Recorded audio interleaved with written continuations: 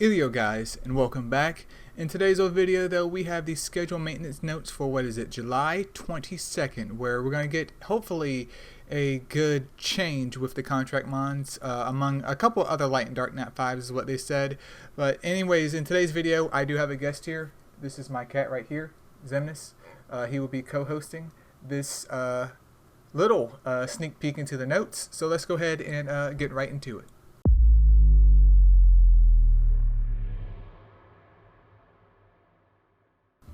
Alright, so starting off here we have Light and Dark Mushy. They're going to be added to the Astro Guide and they can be obtained from eggs. Obviously we know that Mushy is a single target Nat 3, so I'm curious to see how well they will perform. Is there a chance that one of these could also be very cool for the Nat 3 League?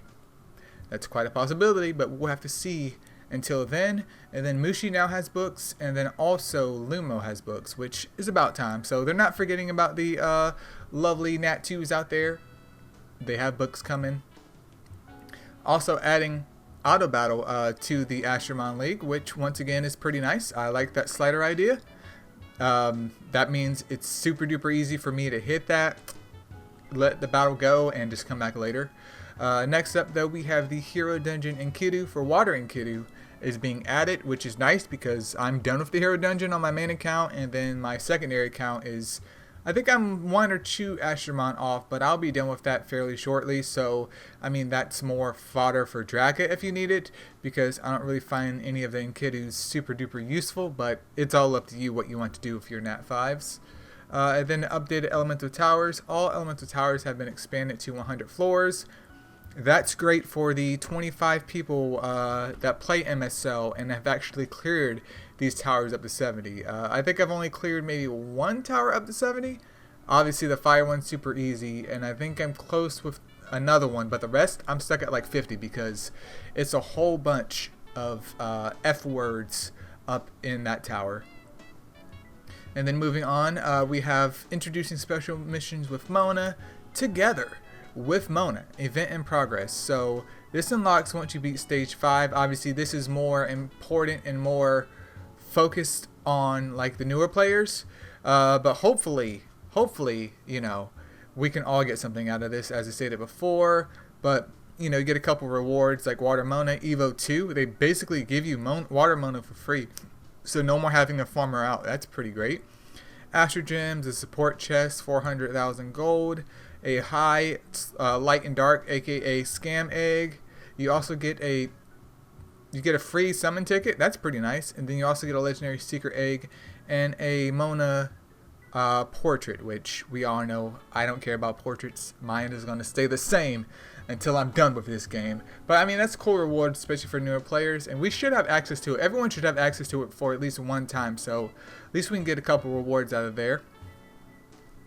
And then we have the spicy news next, the 5-star rebalance. So starting here with Light Hades. Light Hades got a slight attack increase, and his predator went from 40% to 50%.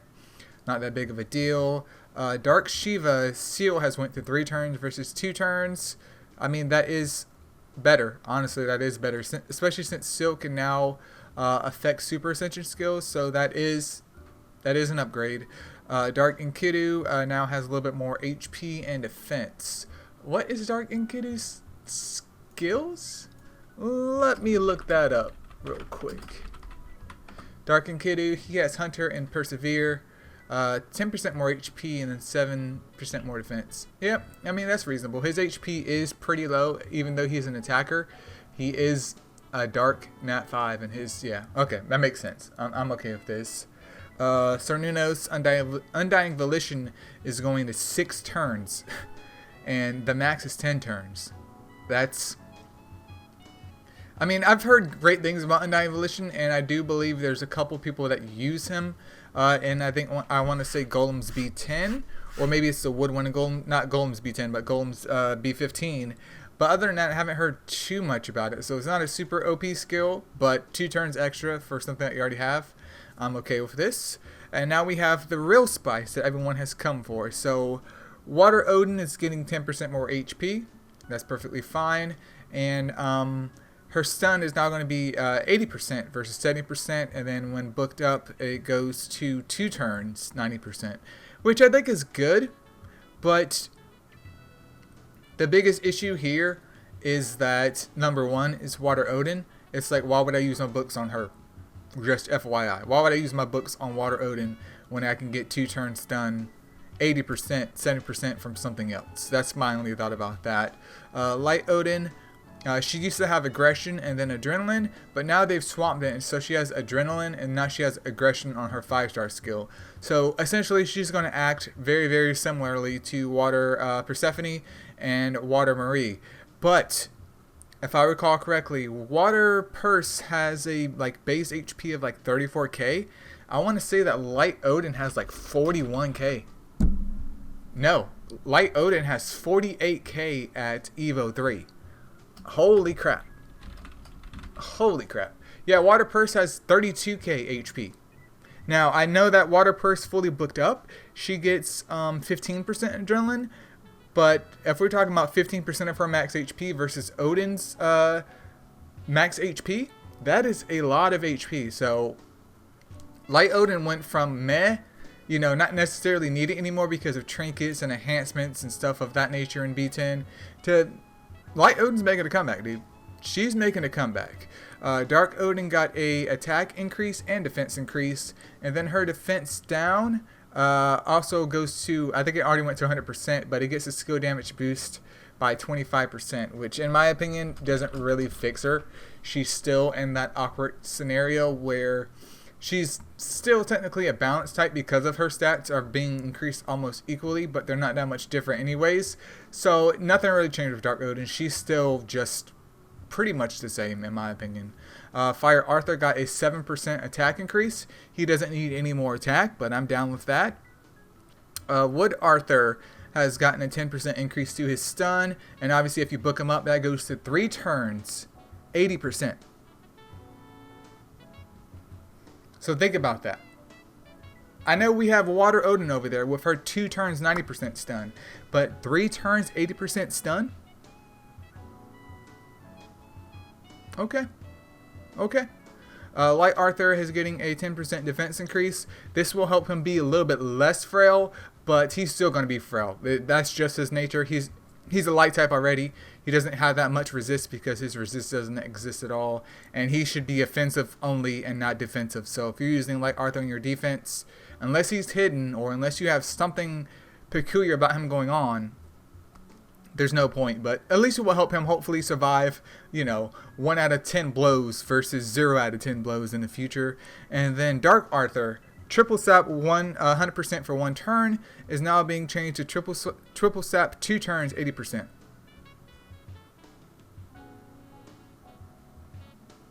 Dark Arthur, HP aggression and sap.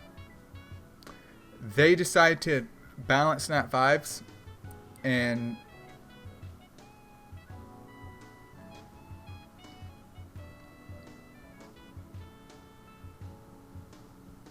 yeah, I mean, there's nothing else to say here. We're just going to keep it moving. Alright, so for Fire Valk here, her stun is 1 turn, 80% chance.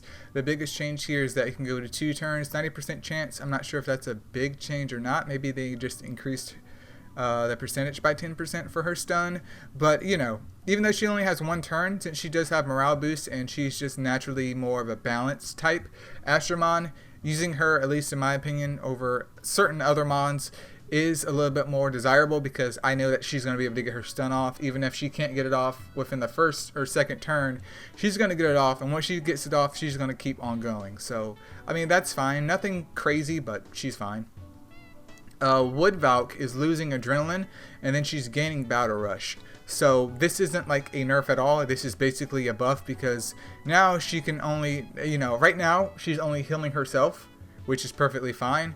But with Battle Rush, she also gets a SP increase. So this isn't a decrease at all to her, but I do believe her 5-star skill is still HP Siphon. So it's going to help her get to her HP Siphon phase a lot quicker and hopefully sustain that by some means.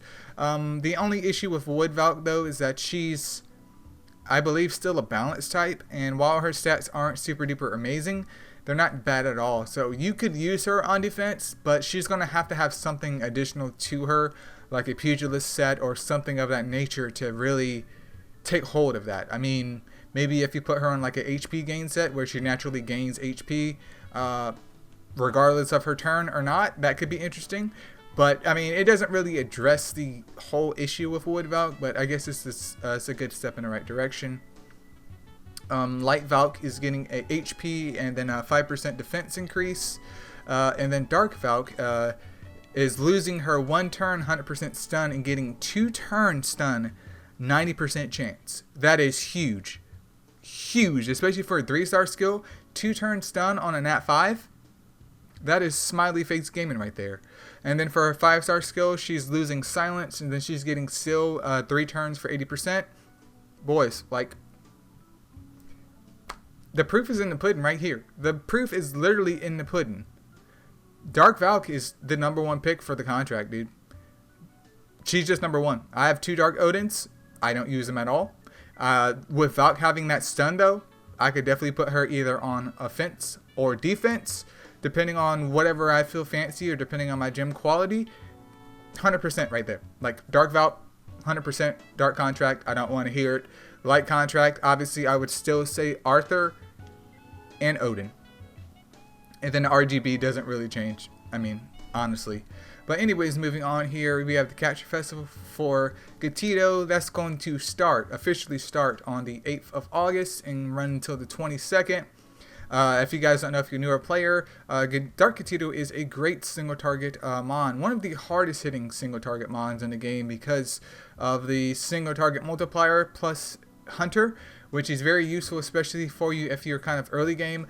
Obviously, I don't really use them now, though, because we don't really need single target when we have Puncture.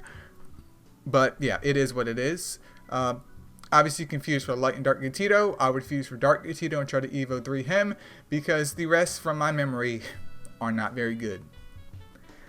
Some could even say that they're probably trash. But there's a special pack. Buy that if you need to. But come on, you can farm them out. Don't buy this. Don't waste your gems on it. Like, don't do it.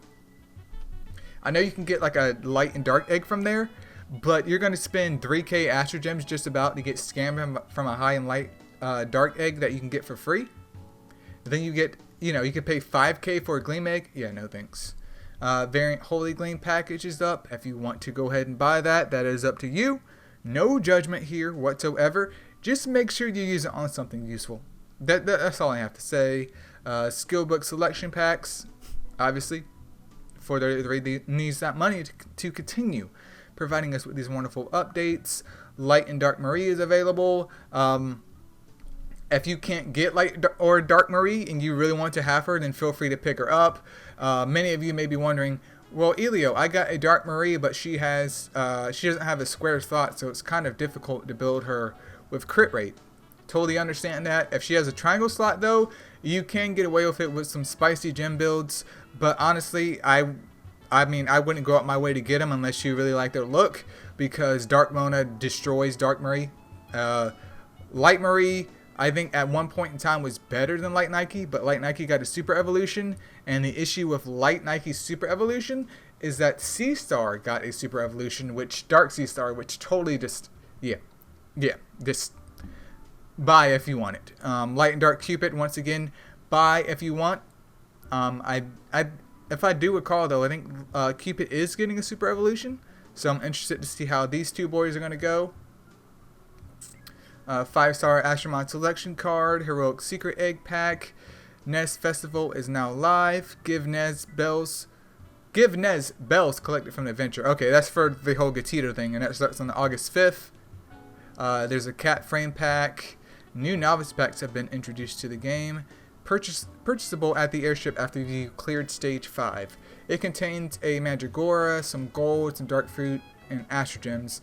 And then there's also novice pack 2, which offers you a water purse, some gold, some fruit, a ticket, and it looks like a trinket ticket as well. So a free summon ticket for your Astromon and trinkets. What's weird about this, though, is that we can farm water purse out of the heroes dungeon, so why would you buy her again? I mean, you could speed up getting her to Evo 3, but why would you buy her again? The Dark Mandragora, okay, I get it. It's nothing but bait. But at that level anyways, I don't think you can even farm out Dark Mandy unless you've already went past Pagos Coast and hit, what is it, Magma Craigs or whatever. And yeah, Water Purse is farmable. So, like, I don't know, dude. I don't know. I do think, I could be wrong here, I've never purchased the Astromon, but I do think they come with one slot of each, because I would hate to purchase a Dark Mandy and she doesn't even have a square slot, or worst of all, she doesn't have a triangle slot. I'd be crying, dude. Absolutely crying. It is up to you if you want this. Dark Mandragora isn't game breaking at all. She can do massive amount of damage, but unless you have her booked up, unless you have her hopefully on a ruin set, which if you're a Noob kid purchasing this, you won't be able to get her in a good set anyways. So basically buy at your own discretion. I'm not saying that it's not a good idea, but I'm saying, you know, certain things I would focus on before, you know, dabbling into this. Dimensional Starstone Pack 20% off. Jiang Wuchi has been added to the 5-star selection card.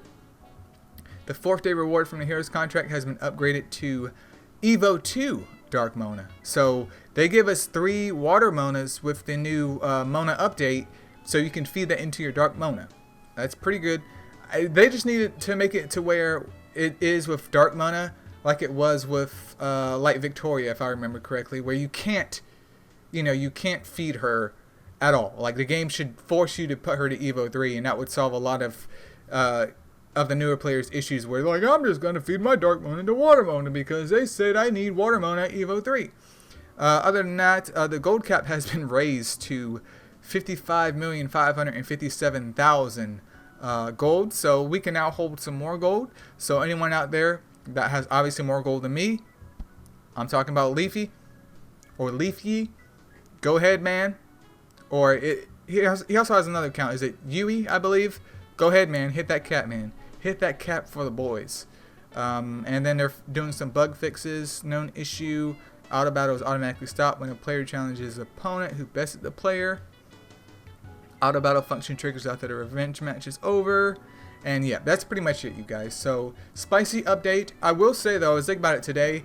Thank you so much, 433, for, like, giving us constant updates for the game, even if it's monthly and there's nothing going on, because there's a lot of games where you'll get like a big fat update every 3 or 4 months, but they're pretty much crickets until the update happens. So I will give them a shout out for that. Feel free to leave a comment below about what you guys thought about the whole contract mon situation. Are you excited? Are you just ambivalent? Or are you super duper stoked that Dark Arthur got buffed? But anyways, you guys, thank you so much for watching. If you haven't considered already, go ahead and hit that subscribe button, because I know you're watching the videos, man, but you unsubbed. You unsubbed, man. If it's your birthday, happy birthday, and yeah, see ya.